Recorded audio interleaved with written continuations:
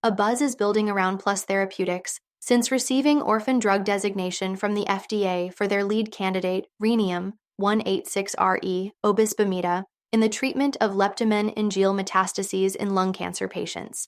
This designation is provided due to the disease affecting fewer than 200,000 people in the U.S. It gives benefits like market exclusivity and tax credits for qualified clinical trials. The company is also developing the drug for CNS tumors, including recurrent glioblastoma and pediatric brain cancers. The company is currently conducting trials for the therapy.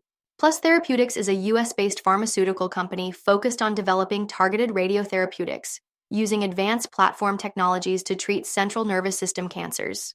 Their drug formulations encapsulate radionuclides like rhenium isotopes with nanoliposomes and microspheres to deliver safe and effective radiation doses directly to tumors, minimizing exposure to healthy tissues and improving patient quality of life and life expectancy, while another acquired candidate focuses on treating solid organ cancers like primary and secondary liver cancers. For more on Plus Therapeutics and other companies, follow Ascencore. Thanks for watching and have a nice day.